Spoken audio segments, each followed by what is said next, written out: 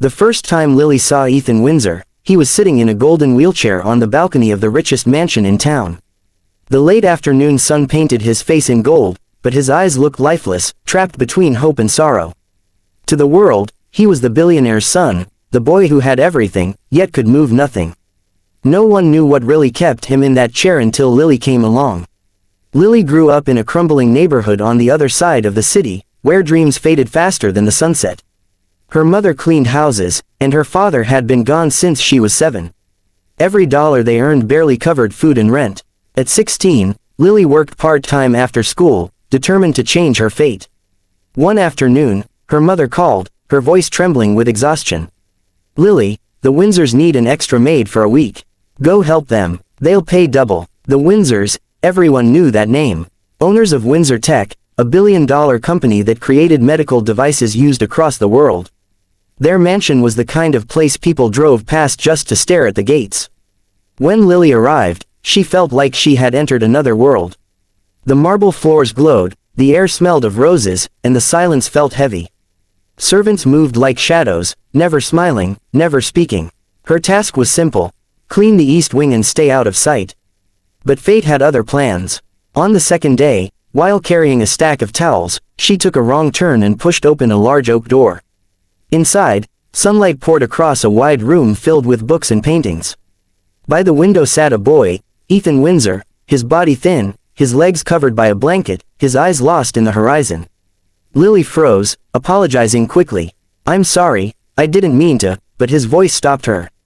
"Don't go," he said softly. "Please, stay." His tone wasn't commanding, it was lonely. He asked her name, and soon they were talking like old friends. She told him about her small apartment, about school, about her dream to become a nurse one day. He listened quietly, sometimes smiling, sometimes looking away as if hiding pain. When she asked about him, he only said he was born paralyzed from the waist down and had never walked. The doctors said he never would. Yet there was something in his eyes, a flicker of doubt, as if even he didn't fully believe that story. Days passed, and their conversations became the best part of Lily's day. But one afternoon, she overheard something that would change everything. She had gone into the study to return a book when she heard voices behind the slightly open door. It was Mr. Windsor, Ethan's father, and a man she recognized as Dr. Hale, the family physician. "His condition hasn't changed, drive," Hale said, "but he could recover if Mr. Windsor's voice cut through the air. "You mean if we let him try?" "That's not an option." Lily froze. "Recover? Try? What were they hiding?" "You don't understand," the doctor continued. "Ethan's paralysis isn't physical, it's psychological. He's not paralyzed, he's afraid." Lily's breath caught. She could barely comprehend what she was hearing. Mr. Windsor spoke again, his tone colder than stone. "You'll say nothing of this to anyone. As far as the world knows, my son was born that way." Lily slipped away before they could see her, her heart pounding.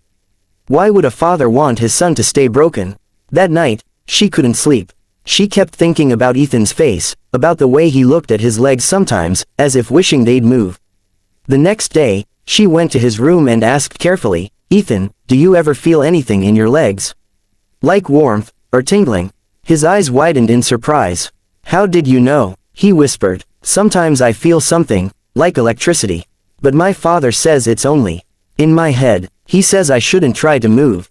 That it could kill me." The words shattered Lily's heart. He wasn't paralyzed by his body, he was trapped by fear, by manipulation. That night, after everyone had gone to bed, Lily sneaked into the library. She found Ethan's old medical reports hidden in a drawer. The earliest records showed normal nerve function, perfectly healthy. But later documents were altered, rewritten to say he was permanently paralyzed. Someone had lied, intentionally. She realized the truth.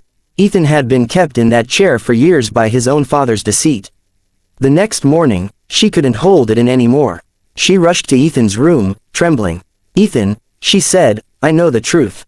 You're not paralyzed. Your father's been lying to you." His face went pale. "That's not funny," he said softly. "I'm serious," she insisted. "I heard your doctor say it. You could recover. Your nerves are fine. Your body's fine." Tears filled his eyes. "No, you don't understand. When I was a kid, I tried to walk once. My father saw me. He locked me in my room for 3 days. He told me I could have died, that my heart couldn't handle it. He said if I ever tried again, I'd end up dead like my mother. Lily knelt beside him. Ethan, he lied to you because he's afraid. Not for you, but of you. You're stronger than you think. You just have to try once. Ethan's hands shook. Why are you doing this? Because you deserve a real life, she said gently. Not one trapped in someone else's lie.